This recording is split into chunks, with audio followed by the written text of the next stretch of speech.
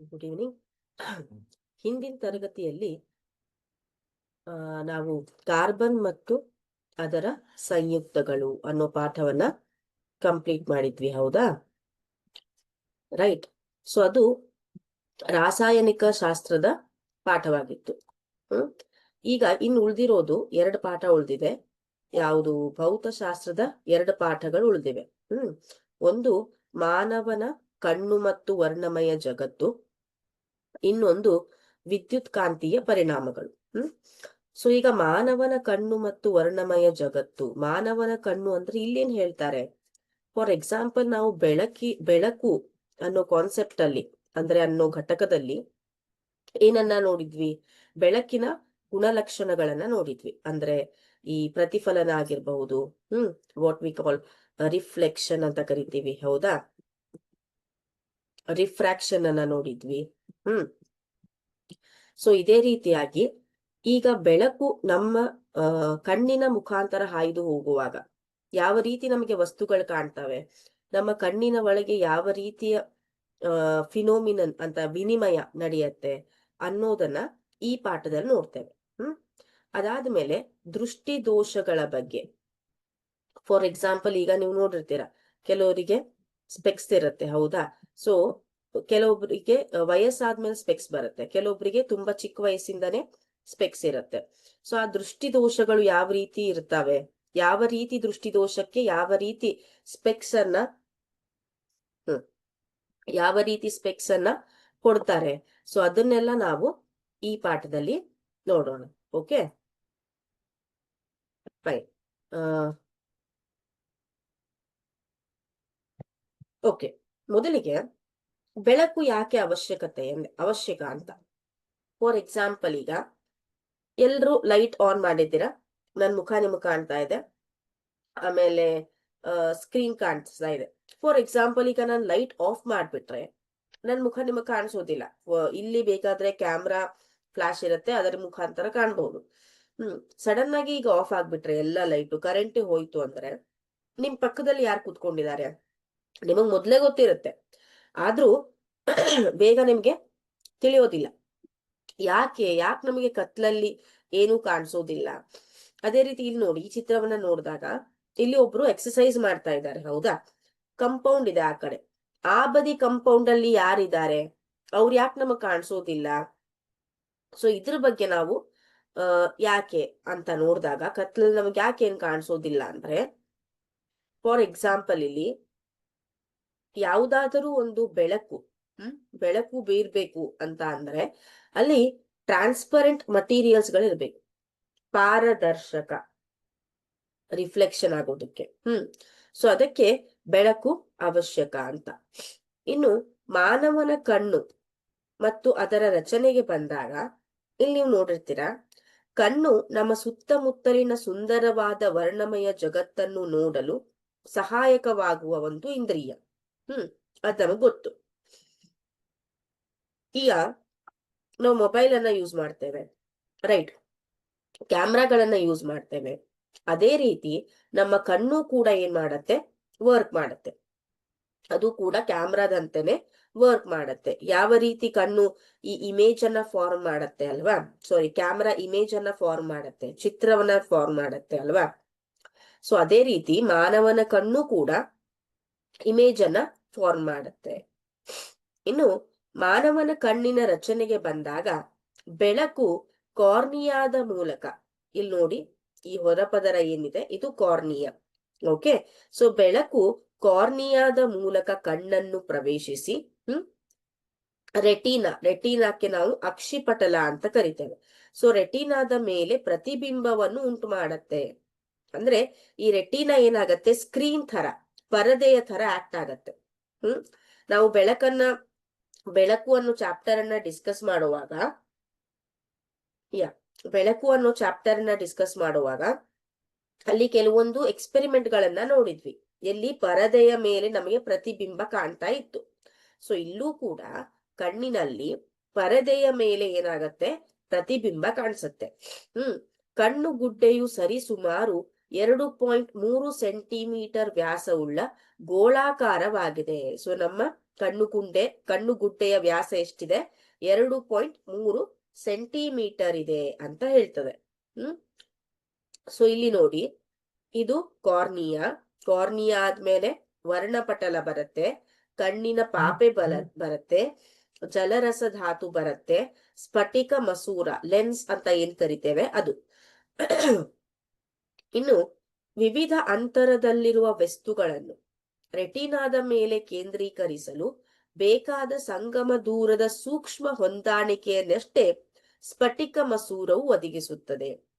For example, ಈಗ ಒಂದು ವಸ್ತು ಇದೆ, ಅದು ನಿಮ್ ಕಣ್ಣಿನ ಹತ್ರನೇ ಇದೆ, ಅಂದ್ರೆ ಈ ಕಣ್ಣು ಮತ್ತೆ ಈ ವಸ್ತುವಿನ ಅಂತರ ಇಷ್ಟಿದೆ, ಹೌದಾ?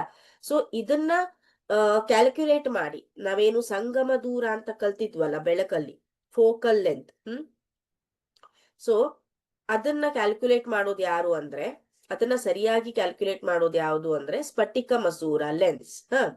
ಇನ್ನು ಕಾರ್ನಿಯಾದ ಹಿಂಭಾಗದಲ್ಲಿ, ಇಲ್ಲಿ ನೋಡಿ, ಕಾರ್ನಿಯಾದ ಹಿಂಭಾಗದಲ್ಲಿ ವರ್ಣಪಟಲ ಅಥವಾ ಐರಿಸ್ ಅಂತ ಇರುತ್ತೆ.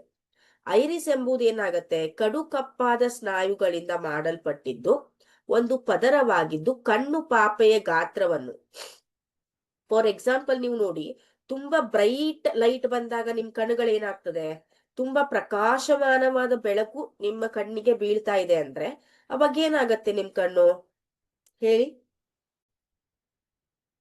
S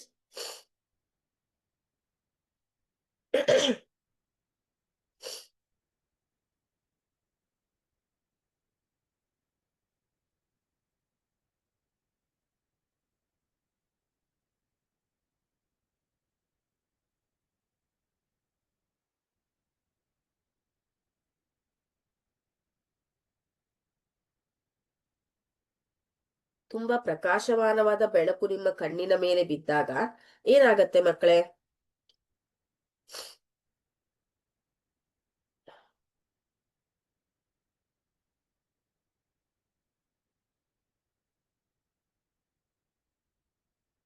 very good, Amrita Shetty answered it.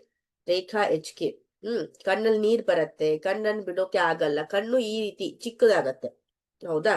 ಅದೇ ರೀತಿ ಕತ್ಲಿದ್ದಾಗ, ತುಂಬಾ ಕಿರಿದಾದ ಅಂದ್ರೆ ಸ್ವಲ್ಪನೇ ದೀಪ ಅಥವಾ ಬೆಳಕು ಇದ್ದಾಗ ಕಣ್ಣು ಅಗಲ ಆಗತ್ತೆ. ಸೊ ಕಣ್ಣಿನ ಪಾಪೆ ಅಂತ ಏನ್ ಹೇಳ್ತೀವಿ ಇದು, ಸೊ ಇದರ ಒಂದು ಏನಂತಾರೆ ಶೇಪ್ ಅನ್ನ, ಅಂದ್ರೆ ಚಿಕ್ಕದಾಗೋದು ದೊಡ್ಡದಾಗೋದು, ಇದನ್ನ ನಿಯಂತ್ರಿಸುವುದು ಯಾವುದು ಅಂದ್ರೆ ಐರಿಸ್ ಅಂತ. ಇನ್ನು ಕಣ್ಣಿನೊಳಗೆ ಪ್ರವೇಶಿಸುವ ಬೆಳಕಿನ ಪ್ರಮಾಣವನ್ನು ಕಣ್ಣಿನ ಪಾಪೆ ನಿಯಂತ್ರಿಸುತ್ತದೆ. ಕಣ್ಣಿನ ಪಾಪೆ ಕೆಲಸ ಏನು? ಎಷ್ಟು ಬೆಳಕು ನಮ್ಮ ಕಣ್ಣಿನ ಒಳಗೆ ಹೋಗಬೇಕು ಅದನ್ನ ನಿಯಂತ್ರಣ ಮಾಡೋದು ಯಾರು ಅಂದ್ರೆ ಈ ಕಣ್ಣಿನ ಪಾಪೆ, ಹೌದಾ? ನೆಕ್ಸ್ಟ್ ವಿ ಹ್ಯಾವ್ ಮಾನವನ ಕಣ್ಣು ಮತ್ತು ಅದರ ರಚನೆಯಲ್ಲಿ ಈ ರೀತಿ ನೋಡಿ, ಇದು ಆಬ್ಜೆಕ್ಟ್, ಹೌದಾ? ಇದು ವಸ್ತು. ವಸ್ತುವಿನಿಂದ ಬೆಳಕು ಈ ರೀತಿ ಬರುತ್ತೆ, ಕಾರ್ನಿಯಾದ ಮೂಲಕ ಹಾಯ್ದು ಈ ನಮ್ಮ ಸ್ಫಟಿಕ ಮಸೂರದಿಂದ ಹಾಯ್ದು ಇಲ್ಲಿ ರೆಟಿನಾದ ಮೇಲೆ ಏನಾಗತ್ತೆ, ಈ ರೀತಿ ಪ್ರತಿಬಿಂಬ ಉಂಟಾಗತ್ತೆ. ಸೊ ಕಣ್ಣಿನ ಮಸೂರವು ವಸ್ತುವಿನ ತಲೆ ಕೆಳಗಾದ ಏನಾಗತ್ತೆ, ಅಲ್ಲಿ ಯಾವ ರೀತಿ ಪ್ರತಿಬಿಂಬ ಉಂಟಾಗಿರುತ್ತೆ, ತಲೆ ಕೆಳಗಾದ ಅಂದ್ರೆ ಇನ್ವರ್ಟೆಡ್ ಅಂತ ಕರಿತೇವೆ, ಹೌದಾ? ನೈಜ ಯಾಕೆ? ಅಲ್ಲಿ ಅದು ಪದರಿನ ಮೇಲೆ, ಪರದೆಯ ಮೇಲೆ ಪ್ರತಿಬಿಂಬ ಸೃಷ್ಟಿಯಾಗಿದೆ. ಅಂದರೆ ಪರದೆ ಯಾವುದು ಇಲ್ಲಿ? ರೆಟಿನಾ ಅಥವಾ ಅಕ್ಷಿಪಟಲ, ಹೌದಾ? ಸೊ ಈ ರೀತಿ ಕೇಳಬಹುದು, ಯಾವ ರೀತಿ ಅಂದ್ರೆ ಮಾನವನ ಕಣ್ಣಿನಲ್ಲಿ ಯಾವ ರೀತಿಯ ಪ್ರತಿಬಿಂಬ ಉಂಟಾಗತ್ತೆ, ಅಲ್ಲಿ ನೈಜ ಮತ್ತು ತಲೆ ಕೆಳಗಾದ ಪ್ರತಿಬಿಂಬ ಉಂಟಾಗತ್ತೆ ಅನ್ನೋದು ನಿಮಗೆ ಗೊತ್ತಿರಬೇಕು. ಓಕೆ, ನೆಕ್ಸ್ಟ್ ಮಾನವನ ಕಣ್ಣು ಅಕ್ಷಿಪಟಲದಲ್ಲಿರುವ ಈ ರೆಟಿನಾ ಅಂತ ಏನ್ ಹೇಳ್ತೇವೆ, ಸೊ ಈ ರೆಟಿನಾದಲ್ಲಿ ದೃಶ್ಯ ಗ್ರಾಹಕ ಕೋಶಗಳಿರ್ತವೆ. ಬೆಳಕಿನ ಕಿರಣಗಳ ಚೋದನೆಯಿಂದ ವಿದ್ಯುತ್ ಸಂಕೇತಗಳಾಗಿ ಪರಿವರ್ತಿಸಿ ಈ ಸಂಕೇತಗಳನ್ನು ಚಾಕ್ಷುಷ ನರಗಳು ಅಂದ್ರೆ ಆಪ್ಟಿಕ್ ನರ್ವ್ ಅಂತ ಇಲ್ಲಿ ನೋಡಿರ್ತೀರ ನೀವು, ಇಲ್ಲಿ ನೋಡಿ, ಚಾಕ್ಷುಷ ನರಗಳು. ಸೊ ಈ ರೆಟಿನಾದಲ್ಲಿರುವ ಜೀವಕೋಶಗಳು ಏನ್ ಮಾಡ್ತವೆ, ಆ ಒಂದು ಇಮೇಜ್ ಅನ್ನ ವಿದ್ಯುತ್ ಸಿಗ್ನಲ್ ಆಗಿ, ಹೌದಾ, ವಿದ್ಯುತ್ ಸಂಕೇತವಾಗಿ ಏನಾಗತ್ತೆ ಪರಿವರ್ತಿಸಿ ಚಾಕ್ಷುಷ ನರಗಳ ಮೂಲಕ ಏನಾಗತ್ತೆ ಮೆದುಳಿಗೆ ಹೋಗತ್ತೆ. ಅಂತಿಮವಾಗಿ ಮೆದುಳು ಈ ಸಂಕೇತಗಳನ್ನ ಅರ್ಥೈಸಿಕೊಂಡು ನಾವು ಯಾವ ವಸ್ತುವನ್ನ ನಾನು ನೋಡ್ತಾ ಇದ್ದೇನೆ, ಅದು ಪೆನ್ನು, ಪೆನ್ಸಿಲೋ, ರಬ್ಬರೋ, ಸೊ ಆ ವಸ್ತುವನ್ನ ಗ್ರಹಿಸತ್ತೆ. ಈ ರೀತಿ ಕಣ್ಣು ವರ್ಕ್ ಮಾಡತ್ತೆ. Okay, just a minute.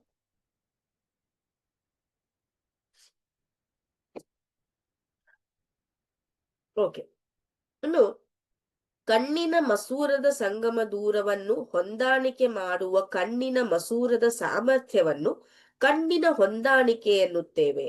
So ಈ ಕಣ್ಣಿನ ಮಸೂರ ಏನಿದೆ, ಸ್ಫಟಿಕ ಮಸೂರ, ಇದು ಸಂಗಮ ದೂರವನ್ನ ಹೊಂದಾಣಿಕೆ ಮಾಡತ್ತೆ.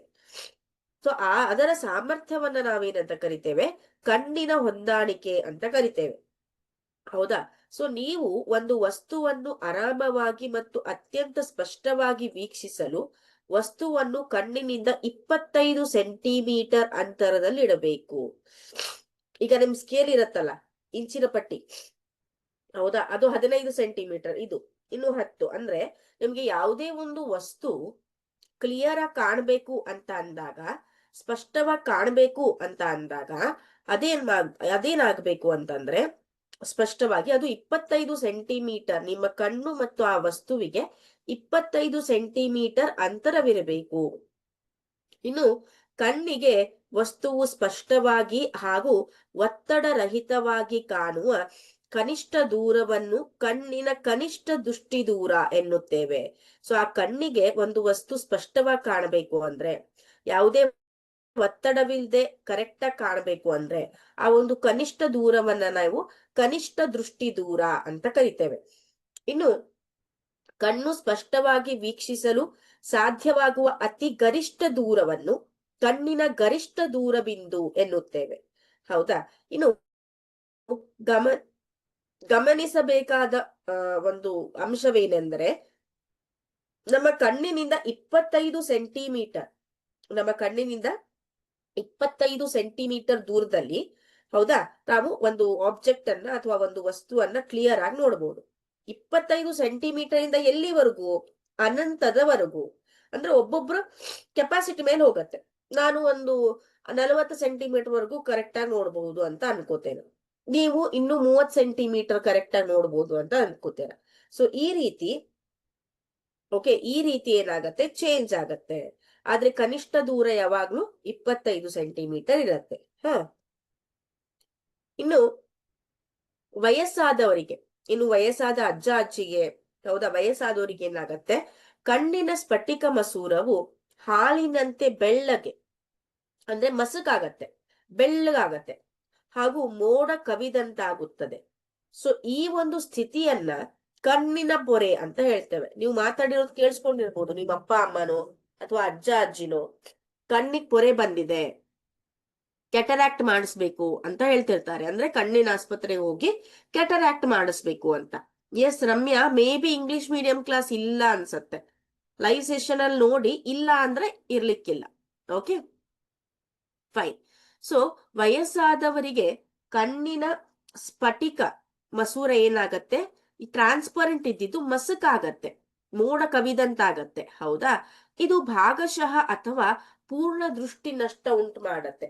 ಎಷ್ಟು ಪೊರೆ ಆವರಿಸ್ಕೊಳ್ತಾ ಹೋಗತ್ತೋ ಅಷ್ಟು ಏನಾಗತ್ತೆ, ದೃಷ್ಟಿ ನಷ್ಟ ಆಗ್ತಾ ಹೋಗತ್ತೆ. ಇನ್ನು ಕಣ್ಣಿನ ಪೊರೆಯನ್ನ ನಾವೇನ್ ಮಾಡ್ಬೋದು, ಶಸ್ತ್ರಕ್ರಿಯೆಯ ಮೂಲಕ, ಆಪರೇಷನ್ ಮೂಲಕ, ಅಂದ್ರೆ ಲೇಸರ್ ಆಪರೇಷನ್ ಅಥವಾ ಲೇಸರ್ ಟ್ರೀಟ್ಮೆಂಟ್ ಅಂತ ಹೇಳ್ತಾರೆ. ಸೊ ಲೇಸರ್ ಟ್ರೀಟ್ಮೆಂಟ್ ಅನ್ನ ಯೂಸ್ ಮಾಡಿ ಕಣ್ಣಿನ ಪೊರೆಯನ್ನ ಏನ್ ಮಾಡ್ತಾರೆ, ತೆಗಿತಾರೆ. Okay, just a minute.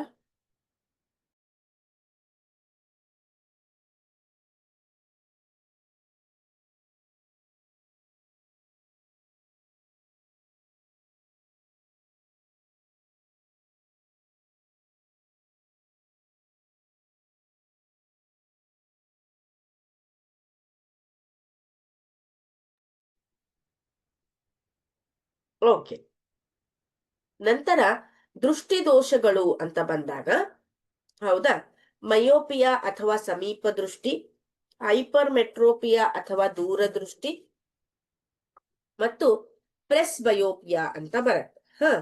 Myopia ಅಥವಾ ಸಮೀಪ ದೃಷ್ಟಿ ಅಂದ್ರೆ ಈ ಒಂದು ದೃಷ್ಟಿ ದೋಷದಲ್ಲಿ ಏನಾಗತ್ತೆ ಮಕ್ಕಳೇ, ಸಮೀಪ ದೃಷ್ಟಿ ಹೊಂದಿರುವ ವ್ಯಕ್ತಿ ಸಮೀಪದ ವಸ್ತುವನ್ನು ಸ್ಪಷ್ಟವಾಗಿ, ಅಂದ್ರೆ ಅವರು ಸಮೀಪವಾಗಿರುವ ವಸ್ತುವನ್ನು ಸ್ಪಷ್ಟವಾಗಿ ನೋಡ್ತಾರೆ. ಅದೇ ದೂರದ ವಸ್ತುಗಳು ಅವರಿಗೆ ಕ್ಲಿಯರ್ ಆಗಿ ಕಾಣಿಸೋದಿಲ್ಲ, ಒಂಥರ ಬ್ಲರ್ ಆಗಿ ಕಾಣಿಸುತ್ತೆ. ಹೌದಾ? ನೆಕ್ಸ್ಟ್, ಸಮೀಪ ದೃಷ್ಟಿಯುಳ್ಳ ಕಣ್ಣಿನಲ್ಲಿ ದೂರದ ವಸ್ತುವಿನ ಬಿಂಬವು ರೆಟಿನಾದ ಮೇಲೆ ರೂಪುಗೊಳ್ಳದೆ ರೆಟಿನಾದ ಮುಂಭಾಗದಲ್ಲಿ ರೂಪುಗೊಳ್ಳುತ್ತದೆ. ಸೊ ಯಾಕೆ ಈ ರೀತಿ ಆಗತ್ತೆ ಅಂದ್ರೆ, ಇಲ್ಲಿ ನೋಡಿ, ಯೂಶ್ವಲಿ ನಾರ್ಮಲ್ ಆಗಿ ಏನಿರ್ಬೇಕು, ಒಂದು ವಸ್ತು ಇಲ್ಲಿದೆ ಅಂದ್ರೆ ಈ ರೀತಿ ರೆಟಿನಾದ ಮೇಲೆ ಪ್ರತಿಬಿಂಬ ಉಂಟಾಗ್ಬೇಕು. ಹೌದಾ?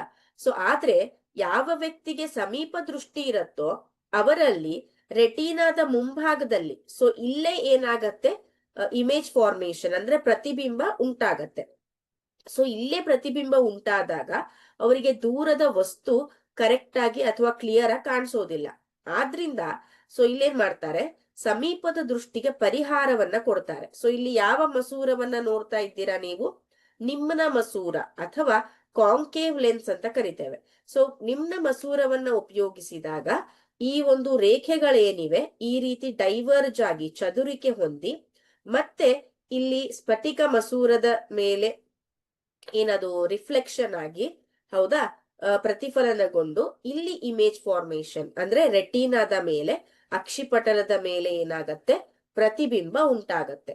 ಸೊ ಈ ರೀತಿ ಸಮೀಪ ದೃಷ್ಟಿಗೆ ಪರಿಹಾರ ಅಂದ್ರೆ ಅಲ್ಲಿ ನಿಮ್ನ ಮಸೂರ ಪರಿಹಾರ ಆಗತ್ತೆ.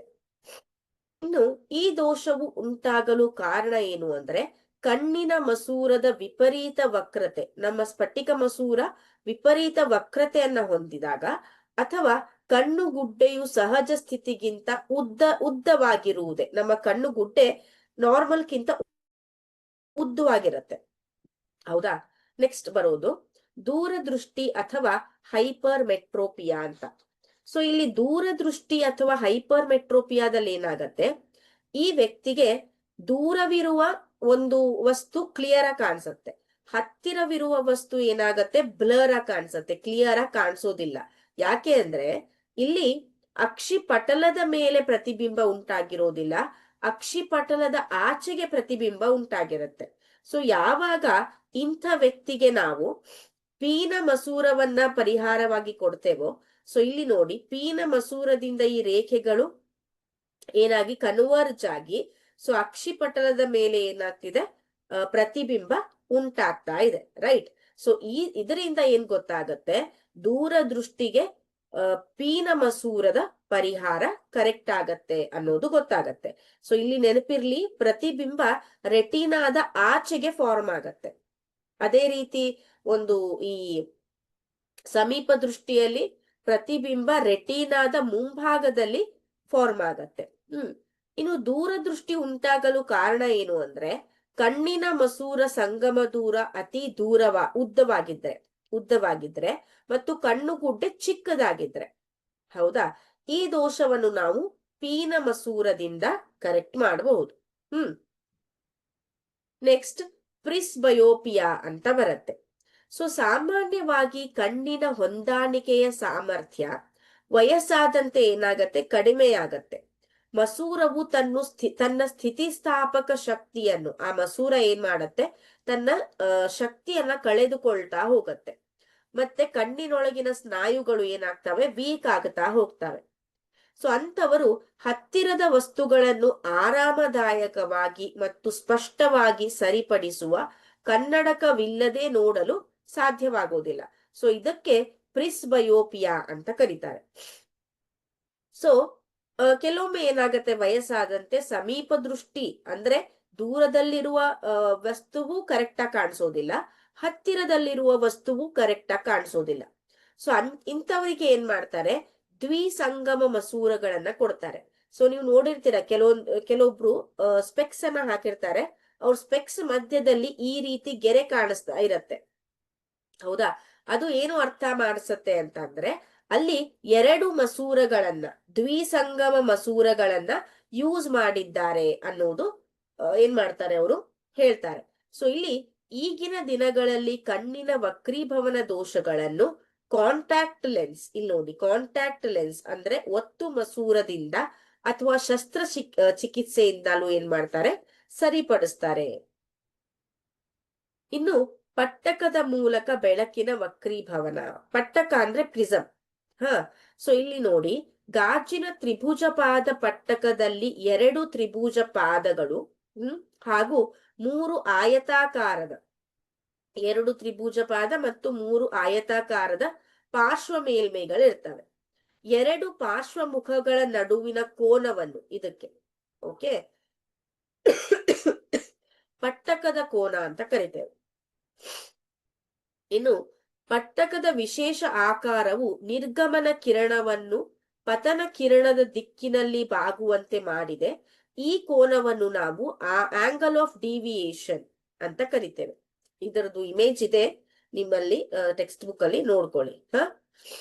ನೆಕ್ಸ್ಟ್, ಗಾಜಿನ ಪಟ್ಟಕದ ಮೂಲಕ ಬೆಳಕಿನ ವರ್ಣ ವಿಭಜನೆ. ಇದಕ್ಕೆ ನಾವು ಡಿಸ್ಪರ್ಷನ್ ಅಂತ ಕರಿತೀವಿ ಇಂಗ್ಲಿಷ್ ಅಲ್ಲಿ. ಡಿಸ್ಪರ್ಷನ್ ಹೇಗಾಗತ್ತೆ, ಚದರುವಿಕೆ. ಓಕೆ, ಸೊ ಇಲ್ಲಿ ಯಾವಾಗ ಬಿಳಿಯ ಬಣ್ಣದ ಬೆಳಕು ಈ ಒಂದು ಗಾಜಿನ ಪಟ್ಟಕದ ಮೂಲಕ ಹಾಯ್ದು ಹೋಗತ್ತೋ, ಸೊ ಅಲ್ಲಿ ಆ ಬಿಳಿಯ ಬೆಳಕು ವಿಭಜನೆಗೊಂಡು ಬೆಳಕಿನ ವರ್ಣ ವಿಭಜನೆ, ಇಲ್ಲಿ ನೋಡಿ 7 ಕಲರ್ ಅಂದ್ರೆ 7 ಬಣ್ಣಗಳು ನಮಗೆ ಸಿಗ್ತದೆ. ಹೌದಾ? ಬೆಳಕಿನ ಕಿರಣದ ವರ್ಣಮಯ ಘಟಕಗಳ ಪಟ್ಟಿಯನ್ನು, ಈ ಒಂದು ಪಟ್ಟಿಯನ್ನ ನಾವೇನಂತ ಕರಿತೇವೆ, ರೋಹಿತ ಅಂತ ಕರಿತೇವೆ. ಕೆಂಪು ಬಣ್ಣವು ಇಲ್ಲಿ ನೋಡಿ, ಇದು ಕೆಂಪು ಬಣ್ಣ ಮೇಲಿಂದು ಕನಿಷ್ಠವಾಗಿ ಬಾಗತ್ತೆ. ಅದೇ ರೀತಿ ಒಂದು ನಮ್ಮ ನೇರಳೆ ಬಣ್ಣ ಏನಿದೆ ಗರಿಷ್ಠವಾಗಿ ಬಾಗತ್ತೆ.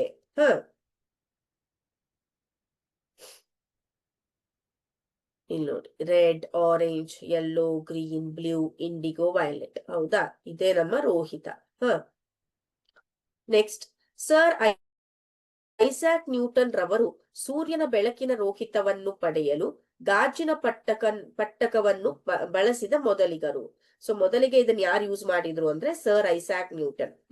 ಸೂರ್ಯನ ಬೆಳಕಿನ ರೋಹಿತವನ್ನ ಪಡೆಯೋದಕ್ಕೆ ಅವರು ಒಂದು ಸಮರೂಪಿ ಪಟ್ಟಕಕ್ಕೆ ಸಮರೂಪಿಯಾದ ಮತ್ತೊಂದು ಪಟ್ಟಕವನ್ನು, 2 ಸೇಮ್ ಪಟ್ಟಕಗಳನ್ನ ಅಥವಾ ಪ್ರಿಸಮ್ಗಳನ್ನ ಬಳಸಿಕೊಂಡು ಮೊದಲಿನ ಪಟ್ಟಕದ ವಿರುದ್ಧ ದಿಕ್ಕಿನಲ್ಲಿ, ಅಂದ್ರೆ ಈ ರೀತಿ ಒಂದು ಸ್ಟ್ರೇಟ್ ಆಗಿರುತ್ತೆ, ಇನ್ನೊಂದು ಉಲ್ಟಾ ಇಟ್ಟಿದ್ದಾರೆ. ಹೌದಾ? ಈ ರೀತಿ ಇಟ್ಟಾಗ ಮೊದಲಿಗೆ ಬಿಳಿಯ ಬೆಳಕು ಹೋಗತ್ತೆ, ಬಿಳಿಯ ಬೆಳಕು ವರ್ಣ ವಿಭಜನೆಯನ್ನ ಮಾಡತ್ತೆ. ಸೊ ಈ ಎಲ್ಲ ವರ್ಣಗಳು ನಂತರ 2ನೇ ಪಟ್ಟಕಕ್ಕೆ ಹೋಗಿ ನಂತರ ಹೊರಗೆ ಬರುವುದು ಅಂದ್ರೆ ಎಮರ್ಜೆಂಟ್ ರೇ ಏನಿರತ್ತೆ ಅದು ಬಿಳಿ ಬಣ್ಣ ಕೊಡತ್ತೆ. ಇನ್ನು ಕಾಮನ ಬಿಲ್ಲು ಮಳೆಯ ನಂತರ ಆಕಾಶದಲ್ಲಿ ಕಾಣುವ ನೈಸರ್ಗಿಕ ರೋಹಿತ. ಹೌದಾ? ನೈಸರ್ಗಿಕ ರೋಹಿತಕ್ಕೆ ಎಕ್ಸಾಂಪಲ್ ಅಂದ್ರೆ ಕಾಮನ ಬಿಲ್ಲು. ನ್ಯಾಚುರಲ್ ಸ್ಪೆಕ್ಟ್ರಮ್ ಅಂತ ಕರಿತೀವಿ ಅದಕ್ಕೆ.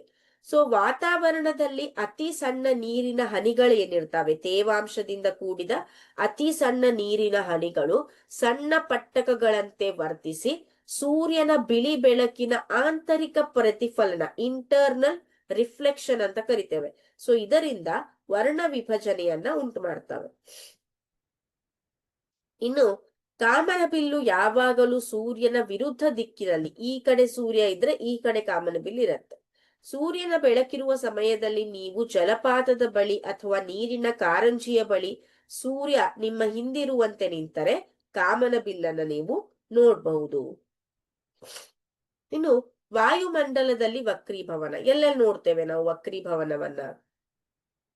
ಬೆಂಕಿ ಅಥವಾ ರೇಡಿಯೇಟರ್ ಮೇಲಿಂದ ಯಾದೃಚ್ಛಿಕವಾಗಿ ಜೋರಾದ ಬಿಸಿಗಾಳಿ, ಕಿಡಿಗಳು ಹಾರುವುದು, ಪದಾರ್ಥಗಳು ಮಿನುಗುವುದನ್ನು ಹಾಗೂ ಬೆಂಕಿಯ ಕೆನ್ನಾಲಿಗೆ ಮೇಲೇಳುವುದನ್ನು ನಾವು ನೋಡಿರ್ತೇವೆ. ಈ ರೀತಿ ಎಲ್ಲ ನೋಡಿರ್ತೇವೆ, ನೀವು ಇಮೇಜ್ ಅಲ್ಲಿ ತೋರಿಸ್ತಾ ಇದ್ದಾರೆ ಅಲ್ವಾ? ಸೊ ಬೆಂಕಿಗೆ ಹತ್ತಿರುವ ಗಾಳಿಯು ಬೆಂಕಿಯಿಂದ ಸ್ವಲ್ಪ ಮೇಲಿರುವ ಗಾಳಿಗಿಂತ ಏನಿರುತ್ತೆ, ಬಿಸಿ ಆಗಿರುತ್ತೆ. ಸೊ ಈ ಬಿಸಿ ಗಾಳಿಯು ಅದರ ಮೇಲಿರುವ ತಣ್ಣನೆಯ ಗಾಳಿಗಿಂತ ಹಗುರವಾಗಿರುತ್ತೆ ಮತ್ತು ತಣ್ಣನೆಯ ಗಾಳಿಗಿಂತ ಸ್ವಲ್ಪ ಕಡಿಮೆ ವಕ್ರೀಭವನ ಸ್ಥಿರಾಂಕವನ್ನ ಹೊಂದಿರುತ್ತೆ. ಸೊ ಇದೆಲ್ಲ ನಮಗೇನ್ ತೋರಿಸುತ್ತೆ? ವಾಯುಮಂಡಲದಲ್ಲಿರುವ ವಕ್ರೀಭವನವನ್ನ ಸೂಚಿಸುತ್ತೆ. ಇನ್ನು ಬಿಸಿಗಾಳಿಯ ಮೂಲಕ ನೋಡಿದಾಗ ವಸ್ತುವಿನ ಸ್ಥಾನದಲ್ಲಿ ತೋರಿಕೆಯ ಬದಲಾವಣೆಗಳಾಗತ್ತೆ. ಇದೇ ರೀತಿ ದೊಡ್ಡ ಪ್ರಮಾಣದಲ್ಲಿ ನಡೆಯುವ ವಿದ್ಯಮಾನಗಳನ್ನ ಮಾನಗಳೇ ನಕ್ಷತ್ರದ ಮಿನುಗುವಿಕೆ, ಟ್ವಿಂಕ್ಲಿಂಗ್ ಆಫ್ ಸ್ಟಾರ್ಸ್ ಅಂತ ಕರಿತೇವೆ. ಹೌದಾ?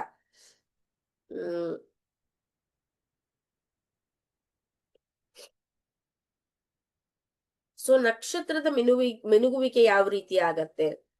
ವಾಯುಮಂಡಲದಲ್ಲಿ ಬೆಳಕಿನ ವಕ್ರೀಭವನಗೊಂಡಾಗ ನಕ್ಷತ್ರದ ಮಿನುಗುವಿಕೆ ಆಗತ್ತೆ. ಇಲ್ಲಿ ನೋಡಿ, ನಕ್ಷತ್ರಗಳ ಬೆಳಕು ಭೂಮಿಯ ವಾಯುಮಂಡಲವನ್ನು ಪ್ರವೇಶಿಸಿ, ಮೊದಲಿಗೆ ಏನಾಗತ್ತೆ, ಇದು ನಕ್ಷತ್ರ.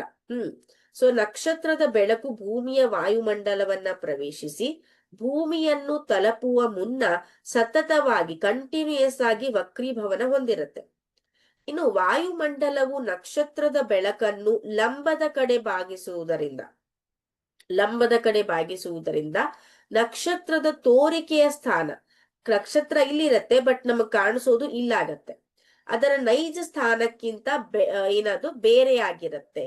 ಯಾಕೆ ಅಂದ್ರೆ ಇದು ನಕ್ಷತ್ರದ ಬೆಳಕು ಲಂಬದ ಕಡೆ ಬಾಗಿರುತ್ತೆ. ಯಾಕೆ ಲಂಬದ ಕಡೆ ಬಾಗಿರುತ್ತೆ? ಯಾಕೆ ಅಂದ್ರೆ ಸತತವಾಗಿ ವಕ್ರೀಭವನದ ಕಾರಣ ಏನಾಗತ್ತೆ, ಇದು ಲಂಬದ ಕಡೆ ಬಾಗಿರುತ್ತೆ. ಭೂಮಿಯು ವಾಯುಮಂಡಲದ ಭೌತಿಕ ಪರಿಸ್ಥಿತಿಯು ಸ್ಥಿರವಾಗಿಲ್ಲದ ಕಾರಣ ನಕ್ಷತ್ರದ ಈ ತೋರಿಕೆ ಸ್ಥಾನವು ಸ್ಥಿರವಾಗಿರುವುದಿಲ್ಲ.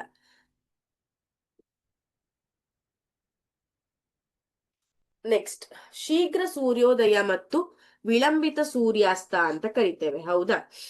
ಶೀಘ್ರ ಸೂರ್ಯೋದಯ ಅಂದ್ರೆ ವಾಯುಮಂಡಲದಲ್ಲಿನ ವಕ್ರೀಭವನದ ಕಾರಣ, ವಾಯುಮಂಡಲದಲ್ಲಿ ಏನಾಗತ್ತೆ, ವಕ್ರೀಭವನ ಆಗತ್ತೆ.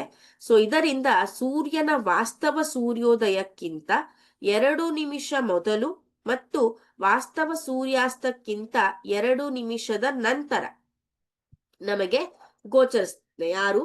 ಸೂರ್ಯ. ಇನ್ನು ನಿಜವಾದ ಸೂರ್ಯೋದಯವೆಂದರೆ ಸೂರ್ಯನು ದಿಗಂತದ ಸಮತಲವನ್ನು, ಇದು ನೋಡಿ ದಿಗಂತ, ಇದನ್ನ ದಾಟಿದ ಮೇಲೆ ಅದು ಸೂರ್ಯೋದಯ ಅಂತ. ಹೌದಾ? ಸೂರ್ಯೋದಯ ಮತ್ತು ಸೂರ್ಯಾಸ್ತದ ಕಾಲದಲ್ಲಿನ ಸೂರ್ಯನ ದುಂಡಾಕಾರವು ತೋರಿಕೆಯ ಚಪ್ಪಟೆಯಾಗುವಿಕೆ, ಈ ರೀತಿ ಚಪ್ಪಟೆ ಆಗತ್ತೆ. ಸೊ ಇದಕ್ಕೆ ಸಹ ವಿದ್ಯಮಾನವೇ ಅಂದ್ರೆ ಈ ಒಂದು ವಕ್ರೀಭವನ ವಿದ್ಯಮಾನವೇ ಕಾರಣವಾಗಿದೆ. ನೈಜ ದ್ರಾವಣದ ಮೂಲಕ ಹಾದು ಹೋಗುವ ಬೆಳಕಿನ ಪಥ. ಫಾರ್ ಎಕ್ಸಾಂಪಲ್, ಈಗ ನೀವು ನೀರನ್ನ ತಗೋತೀರ, ನೀರು ಗ್ಲಾಸ್ ಅಲ್ಲಿ ನೀರು ತಗೊಂಡಾಗ ಈ ರೀತಿ ಏನದು ಲೇಸರ್ ಅನ್ನ ಬಿಟ್ಟಾಗ, ಲೈಟ್ ಅನ್ನ ಬಿಟ್ಟಾಗ, ಸೊ ಅದರ ಮೂಲಕ ಹಾದು ಹೋಗುವ ಬೆಳಕಿನ ಪಥ ನಿಮಗೆ ಕಾಣಿಸೋದಿಲ್ಲ. ಅದ್ಯಾಗ್ಯೂ ಬೆಳಕಿನ ಪಥವು ಕಲೀಲಗಳು ಅಂತ ಏನ್ ಕಲ್ತಿದ್ದೀರಾ 9th ಸ್ಟ್ಯಾಂಡರ್ಡ್ ಅಲ್ಲಿ, ಅದರಲ್ಲಿ ಕಾಣಿಸುತ್ತೆ. ಇನ್ನು ಆಕಾಶದ ನೀಲಿ ಬಣ್ಣ, ಸಮುದ್ರದ ಆಳದಲ್ಲಿನ ನೀರಿನ ಬಣ್ಣ, ಸೂರ್ಯೋದಯ ಮತ್ತು ಸೂರ್ಯಾಸ್ತ ಸಮಯದಲ್ಲಿ ಸೂರ್ಯ ಕೆಂಪಾಗುವಿಕೆ, ಇವೆಲ್ಲವೂ ಕೂಡ ಬೆಳಕಿನ ಚದುರುವಿಕೆಗೆ ಉದಾಹರಣೆ ಆಗಿದೆ. ಇಲ್ಲಿ ನೋಡಿ, ಇದು ನೈಜ ದ್ರಾವಣ, ಇದು ಕಲೀಲ ದ್ರಾವಣ. ಸೊ ನೈಜ ದ್ರಾವಣದಲ್ಲಿ ಬೆಳಕಿನ ಪಥ ನೀಟಾಗಿ ಕಾಣಿಸೋದಿಲ್ಲ. ಹೌದಾ? ಕಲೀಲ ದ್ರಾವಣದಲ್ಲಿ ಕಾಣಿಸುತ್ತೆ. ಈ ವಿದ್ಯಮಾನವನ್ನ, ಸೊ ಇದು ರೀತಿ ಕೋನ್ ತರ ಆಗಿರುತ್ತೆ ಅಲ್ವಾ, ಕೋನಿನ ತರ. ಸೊ ಇದಕ್ಕೆ ಟಿಂಡಲ್ ಪರಿಣಾಮ, ಟಿಂಡಲ್ ಎಫೆಕ್ಟ್ ಅಥವಾ ಟಿಂಡಲ್ ಕೋನ್ ಅಂತ ಕರಿತೇವೆ. ಎಲ್ಲೆಲ್ಲಿ ನೋಡ್ತೇವೆ ನಾವು ಟಿಂಡಲ್ ಕೋಲನ್ನ? ಬೆಳಕಿನ ಕಿರಣಗಳು, ಹೊಗೆ, ಸಣ್ಣ ನೀರಿನ ಬಿಂದುಗಳು, ತಡೆಹಿಡಿಯಲ್ಪಟ್ಟ ಧೂಳಿನ ಕಣಗಳು ಮತ್ತು ಗಾಳಿಯ ಕಣಗಳನ್ನು ತಾಡಿಸಿದಾಗ. ಈಗ ನಿಮ್ ಶಾಲೆಯಲ್ಲಿ ಪ್ರೊಜೆಕ್ಟರ್ ಇದ್ರೆ ಅದರ ಮುಂದ್ಗಡೆ ಸ್ವಲ್ಪ ಡಸ್ಟರ್ ಅನ್ನ ಈ ರೀತಿ ನೀವು ಬಡಿದ್ರೆ ಆ ಡಸ್ಟ್ ಪಾರ್ಟಿಕಲ್ಸ್ ಮೂಲಕ ಈ ರೀತಿ ನಿಮ್ಗೆ ಏನಾಗತ್ತೆ, ಟಿಂಡಲ್ ಎಫೆಕ್ಟ್ ಕಾಣಿಸುತ್ತೆ. ಹೌದಾ? ಸೊ ಬೆಳಕಿನ ಕಿರಣಗಳು, ಹೊಗೆ, ಸಣ್ಣ ನೀರಿನ ಬಿಂದುಗಳು, ತಡೆ ಹಿಡಿಯಲ್ಪಟ್ಟ ಧೂಳಿನ ಕಣಗಳು ಮತ್ತು ಗಾಳಿಯ ಕಣಗಳನ್ನು ತಾಡಿಸಿದಾಗ ಬೆಳಕಿನ ಪಥವು ಗೋಚರಿಸುತ್ತೆ. ಚದುರಿದ ಬೆಳಕಿನ ಬಣ್ಣವು ಚದುರಿಸುವ ಕಣಗಳ ಗಾತ್ರದ ಮೇಲೆ, ಯಾವ ರೀತಿ ಬೆಳಕು ಚದುರತ್ತೆ ಅಂದ್ರೆ ಯಾವ ಕಣಗಳು ಅಲ್ಲಿ ಬೆಳಕನ್ನ ಚದುರ್ತಾ ಇವೆ, ಅದರ ಗಾತ್ರ ಎಷ್ಟಿದೆ, ಅದರ ಆಧಾರವಾಗಿ ಅಥವಾ ಅದರ ಪರಿಣಾಮವಾಗಿ ಇಲ್ಲಿ ಬೆಳಕಿನ ಚದುರುವಿಕೆ ನೋಡ್ತೀರ. ಅತಿ ಸಣ್ಣ ಗಾತ್ರದ ಕಣಗಳು ಮುಖ್ಯವಾಗಿ ನೀಲಿ ಬೆಳಕನ್ನ ಚದುರಿಸಿದರೆ, ದೊಡ್ಡ ಗಾತ್ರದ ಕಣಗಳು ಏನ್ ಮಾಡುತ್ತೆ, ತರಂಗಾಂತರದ ಬೆಳಕನ್ನ ಚದುರಿಸುತ್ತೆ. ಇನ್ನು ನಮ್ಮ ಆಕಾಶವನ್ನ ನೋಡಿದಾಗ ಆಕಾಶ ನೀಲಿ ಬಣ್ಣ ಕಾಣುತ್ತೆ. ಯಾಕೆ ಅಂದ್ರೆ ವಾಯುಮಂಡಲದಲ್ಲಿನ ಗಾಳಿಯ ಅಣುಗಳಾಗಿರ್ಬಹುದು, ಸಣ್ಣ ಕಣಗಳಾಗಿರ್ಬಹುದು ಗೋಚರ ಬೆಳಕಿನ ತರಂಗಾಂತರಕ್ಕಿಂತ, ಅಂದ್ರೆ ಕಾಣುವ ಬೆಳಕಿನ ತರಂಗಾಂತರಕ್ಕಿಂತ ಏನಾಗಿರ್ತವೆ, ಸಣ್ಣದಾಗಿರ್ತವೆ. ಸೊ ಇವು ಬೆಳಕಿನ ತರಂಗಾಂತರವುಳ್ಳ ನೀಲಿ ಅಂಚನ್ನು ಹೆಚ್ಚು ಪರಿಣಾಮಕಾರವಾಗಿ ಚದುರಿಸ್ತವೆ, ಅಂದ್ರೆ ಸ್ಪ್ರೆಡ್ ಮಾಡ್ತವೆ. ಆದ್ರಿಂದ ಇದರ ಬಣ್ಣ ನೀಲಿ ಕಾಣಿಸುತ್ತೆ. ಇನ್ನು ಕೆಂಪು ಬೆಳಕು ನೀಲಿ ಬೆಳಕಿಗಿಂತ ಅಂದಾಜು 1.8ರಷ್ಟು ಅಧಿಕ ತರಂಗಾಂತರವನ್ನು ಹೊಂದಿದೆ. ಆದ್ರಿಂದ ಸೂರ್ಯನ ಬೆಳಕು ವಾಯುಮಂಡಲ ಪ್ರವೇಶಿಸಿದಾಗ ನಮ್ಮ ಗಾಳಿಯಲ್ಲಿರುವ ಸಣ್ಣ ಕಣಗಳು ಏನ್ ಮಾಡ್ತವೆ, ಕೆಂಪು ಬಣ್ಣವನ್ನ, ನೀಲಿ ಬಣ್ಣವನ್ನ ತೀವ್ರವಾಗಿ ಚದುರಿಸ್ತವೆ.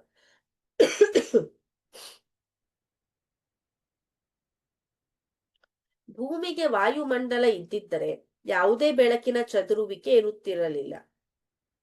ಈಗ ನಮ್ಮ ಚಂದ್ರನ ಕಡೆ ಹೋದಾಗ ಕತ್ಲೆ ಇರತ್ತೆ. ಯಾಕೆ ಅಂದ್ರೆ ಅಲ್ಲಿ ವಾಯುಮಂಡಲ ಇಲ್ಲ. ಸೊ ವಾಯುಮಂಡಲ ಇಲ್ಲದೆ ಇರೋ ಕಾರಣ ಅಲ್ಲಿ ಬೆಳಕಿನ ಚದುರುವಿಕೆ ಆಗೋದೇ ಇಲ್ಲ. ಹೌದಾ? ಓಕೆ. ಸೊ ಇಲ್ಲಿಗೆ ಈ ಒಂದು ಏನದು ಮಾನವನ ಕಣ್ಣು ಮತ್ತು ವರ್ಣಮಯ ಜಗತ್ತು ಪಾಠ ಕಂಪ್ಲೀಟ್ ಆಗಿದೆ. ಈಗ ಇದರ ಬಗ್ಗೆ ಕ್ವಶನ್ ಆನ್ಸರ್ಸ್ ಗಳನ್ನ ನೋಡೋಣ. Just a minute.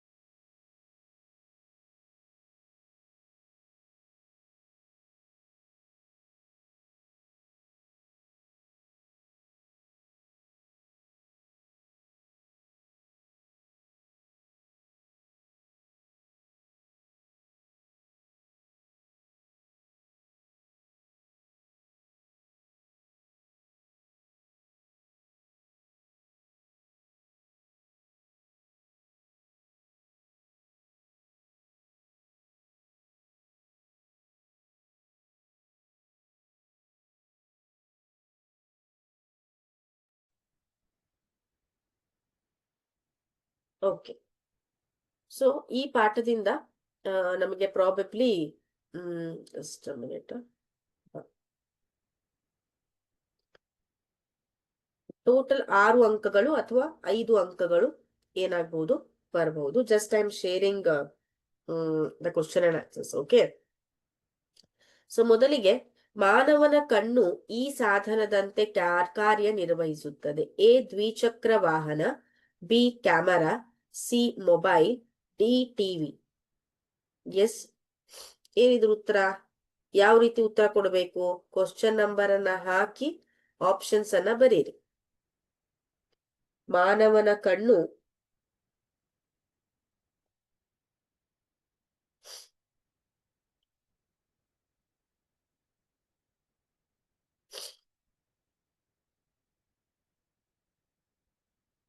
S,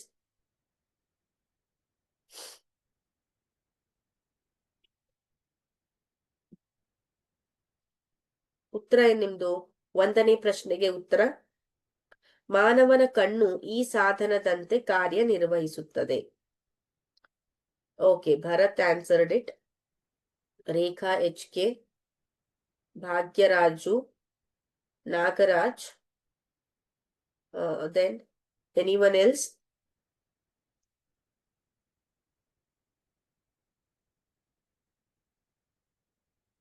Shilpa, Suma, Varu, Sanjeev. Okay, good. So option B ಕ್ಯಾಮರಾದಂತೆ ವರ್ತಿಸುತ್ತೆ. ಇನ್ನು ಮಾನವನ ಕಣ್ಣಿನ ಈ ಭಾಗದಲ್ಲಿ ಪ್ರತಿಬಿಂಬ ಉಂಟಾಗತ್ತೆ. ಯಾವ ಭಾಗದಲ್ಲಿ ಪ್ರತಿಬಿಂಬ ಉಂಟಾಗತ್ತೆ?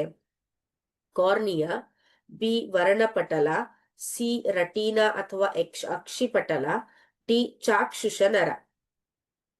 2ನೇ ಪ್ರಶ್ನೆಗೆ ನಿಮ್ಮ ಉತ್ತರ ಮಾನವನ ಕಣ್ಣಿನ ಈ ಭಾಗದಲ್ಲಿ ಪ್ರತಿಬಿಂಬ ಉಂಟಾಗುತ್ತದೆ.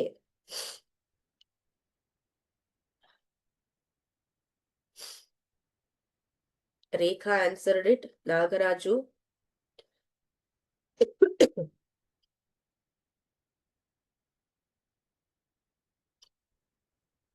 ಅಣ್ಣಮ್ಮಪ್ಪ, okay. Varu MV answered it. Bharat, Suma, Hussain, Shilpa, Bhagyaraj, Nagaraj. Okay, so the right answer is retina, ಅಕ್ಷಿಪಟಲ. ತುಂಬಾ ಜನ ವರ್ಣಪಟಲ ಅಂತ ಆನ್ಸರ್ ಮಾಡಿದ್ದೀರಾ. ರೆಟೀನಾ ಅಂದ್ರೆ ಅಕ್ಷಿಪಟಲ, ವರ್ಣಪಟಲ ಅಂತ ಅಲ್ಲ. ಇನ್ನು ಕಣ್ಣುಗುಡ್ಡೆಯ ವ್ಯಾಸ ನಾನು ಸ್ಲೈಡ್ ತೋರಿಸುವಾಗ ಹೇಳಿದ್ದೆ ನಿಮ್ಗೆ ಅಲ್ವಾ? So 2.3 centimetre, 3.2 centimetre, 4.2 centimetre, 5.3 centimetre. ಕಣ್ಣುಗುಡ್ಡೆಯ ವ್ಯಾಸ ಎಷ್ಟಿದೆ? 3ನೇ ಪ್ರಶ್ನೆಗೆ ಉತ್ತರ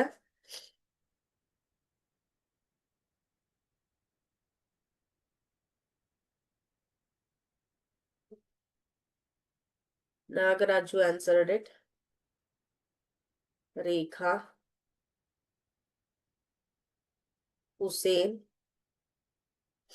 dancing queen. Okay,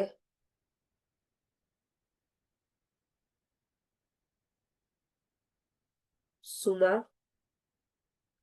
fine. So the right answer is option number A, 2.3 centimetre ಇರುತ್ತೆ. ಓಕೆ, ನೆಕ್ಸ್ಟ್ ಕಣ್ಣಿನ ರೆಟಿನಾದಲ್ಲಿ ಉಂಟಾಗುವ ಪ್ರತಿಬಿಂಬದ ಪ್ರಕಾರ ಅಂದ್ರೆ ಯಾವ ರೀತಿ ಪ್ರತಿಬಿಂಬ ಉಂಟಾಗತ್ತೆ? ಸತ್ಯ ಮತ್ತು ನೇರ ಪ್ರತಿಬಿಂಬ, ಸತ್ಯ ಮತ್ತು ತಲೆ ಕೆಳಗಾದ ಪ್ರತಿಬಿಂಬ, ಮಿಥ್ಯ ಮತ್ತು ನೇರ ಪ್ರತಿಬಿಂಬ, ಸಾರಿ, ಮಿಥ್ಯ ಮತ್ತು ತಲೆ ಕೆಳಗಾದ ಪ್ರತಿಬಿಂಬ. ಕಣ್ಣಿನ ರೆಟಿನಾದಲ್ಲಿ ಉಂಟಾಗುವ ಪ್ರತಿಬಿಂಬದ ಪ್ರಕಾರ ಯಾವುದು?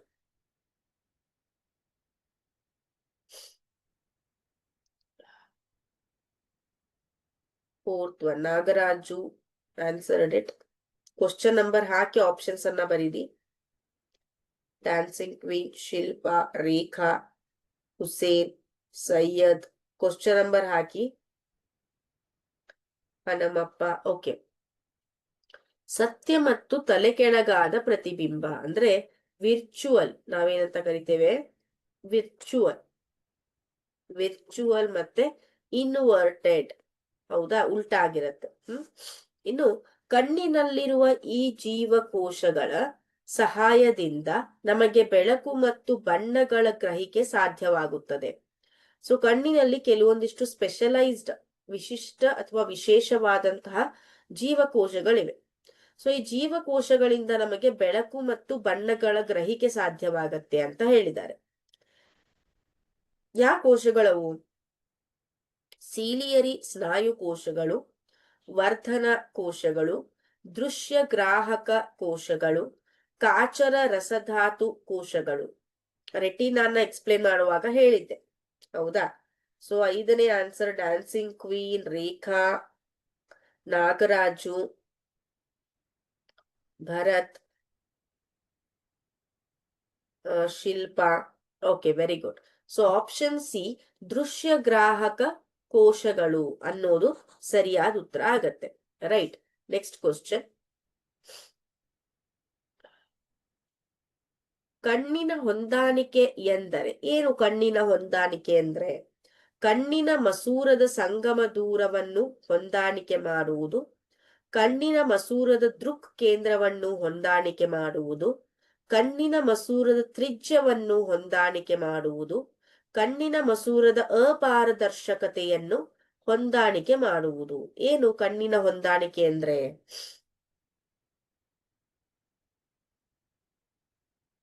ಎಸ್, 6ನೇ ಪ್ರಶ್ನೆಗೆ ನಿಮ್ಮ ಉತ್ತರ.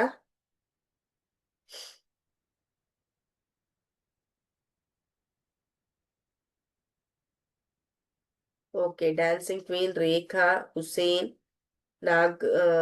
ಶಿಲ್ಪಾ, ನಾಗರಾಜ್, ಭರತ್,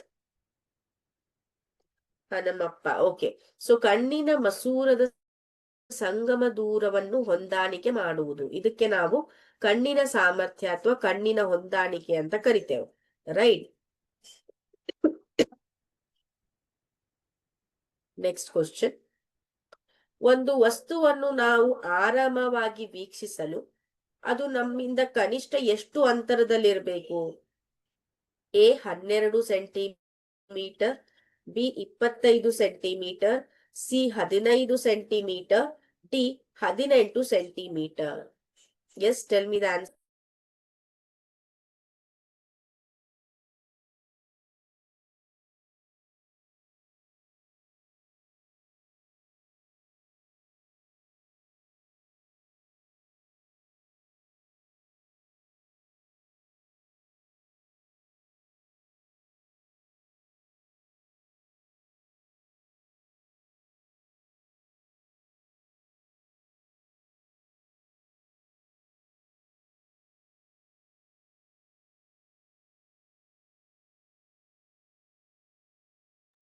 ಓಕೆ, ಕರೆಕ್ಟ್ ಆಗಿರೋ ಆನ್ಸರ್ ಏನು ಅಂದ್ರೆ ಆಪ್ಷನ್ ಬಿ 25 ಸೆಂಟಿಮೀಟರ್. ನೆಕ್ಸ್ಟ್, ಮಾನವನ ಕಣ್ಣಿನ ಗರಿಷ್ಠ ದೂರ ಬಿಂದು ಎಷ್ಟು? ಕನಿಷ್ಠ ಗೊತ್ತು, ಗರಿಷ್ಠ ಅಂದ್ರೆ ಲಾಸ್ಟ್. 25 ಸೆಂಟಿಮೀಟರ್, 18 ಕಿಲೋಮೀಟರ್, 65 ಕಿಲೋಮೀಟರ್, ಅನಂತ ದೂರ. 8ನೇ ಪ್ರಶ್ನೆಗೆ ನಿಮ್ಮ ಉತ್ತರ.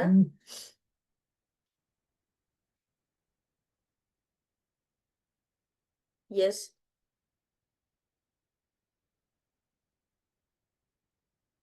8th one.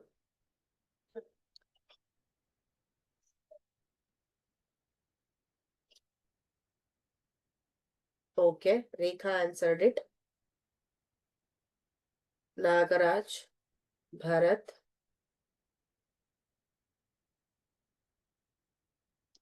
Varu, Hanamappa, Hussein, Shilpa.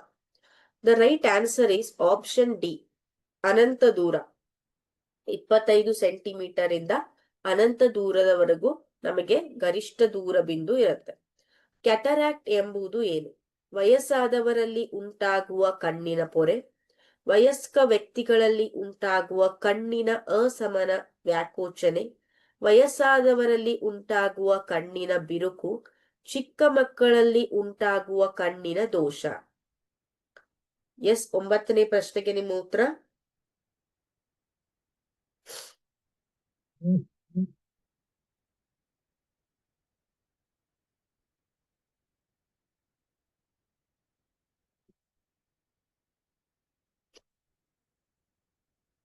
S ask me the doubt. SVS ಏನ್ ಡೌಟ್ ಕೇಳಿ. Bharat answered it, Varu answered it.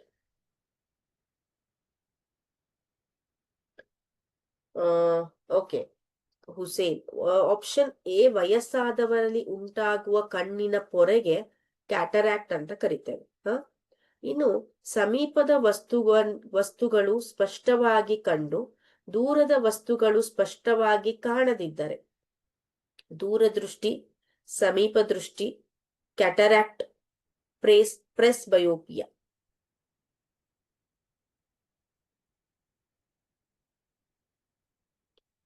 ಹತ್ತನೇ ಪ್ರಶ್ನೆಗೆ ನಿಮ್ಮ ಉತ್ತರ.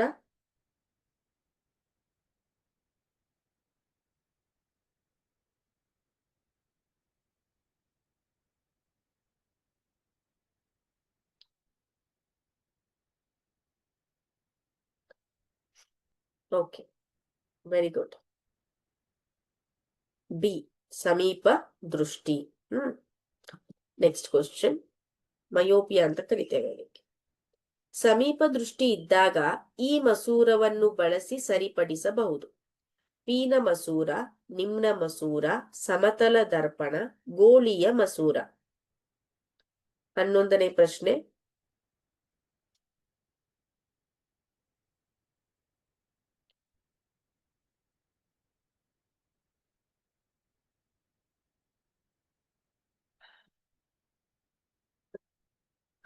ಪ್ರಶ್ನೆಗೆ ನಿಮ್ಮ ಉತ್ತರ.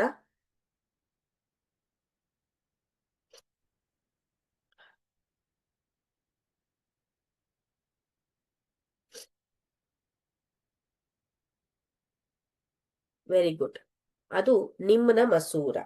ಹೌದಾ? ಸೊ ಇದೆಲ್ಲ ಕಾಮನ್ ಆಗಿದೆ. ನೆಕ್ಸ್ಟ್, ಇಲ್ಲಿ ನೋಡಿ, ಇಲ್ಲಿ ಒಂದು ಟ್ಯಾಬ್ಯುಲರ್ ಕಾಲಮ್ ಇದೆ, ಇದನ್ನ ಸ್ಕ್ರೀನ್ ಶಾಟ್ ತೆಗೆದುಕೊಳ್ಳಿ. ಓಕೆ, ಕಣ್ಣಿನ ಭಾಗ ಮತ್ತು ಅದರ ಕಾರ್ಯ. ಸ್ಕೀರ ಅಂತ ಇರತ್ತೆ, ಕಣ್ಣು ಗುಡ್ಡೆ ರಕ್ಷಣೆ ಮಾಡತ್ತೆ. ಕೊರೈಡ್ ಅಂತ ಇರತ್ತೆ, ರಕ್ತನಾಳ ಮತ್ತು ನರಗಳನ್ನು ಹೊಂದಿದ್ದು ನೋವು ಗ್ರಹಿಸುತ್ತೆ. ರೆಟಿನ, ಅಕ್ಷಿಪಟಲ, ರಾಡ್ ಕೋಶಗಳು ಅಂದ್ರೆ ರಾಡ್ ಕೋಶಗಳು, ಈ ದೃಷ್ಟಿಗ್ರಾಹಕ ಕೋಶಗಳು ಅಂದ್ವಲ್ವಾ, ಅದ್ರಲ್ಲಿ ಎರಡಿರತ್ತೆ, ರಾಡ್ ಕೋಶಗಳು, ಕೋನ ಕೋಶಗಳು.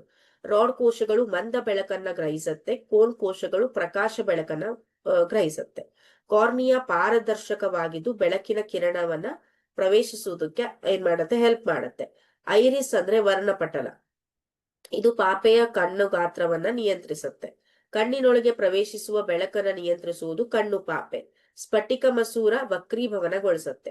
ಸೀಲಿಯರಿ ಸ್ನಾಯುಗಳು ಸ್ಫಟಿಕ ಮಸೂರ ತನ್ನ ಸ್ಥಾನದಲ್ಲಿರುವಂತೆ ಜೋಡಿಸಿವೆ. ಕಾಚಕ ಮತ್ತು ಜಲರಸ ಧಾತು ಕಣ್ಣಿನ ಪದರಗಳು ಕುಸಿಯುವುದಂತೆ ತಡೆಯುತ್ತದೆ. ಚಾಕ್ಷುಷ ನರ ಮೆದುಳಿಗೆ ತನ್ನ ಸಂಕೇತಗಳನ್ನ ಸೆಂಡ್ ಮಾಡತ್ತೆ. ಹೌದಾ? ನೆಕ್ಸ್ಟ್. ಓಕೆ, ಇದೆಲ್ಲ ಆಯ್ತಲ್ವಾ?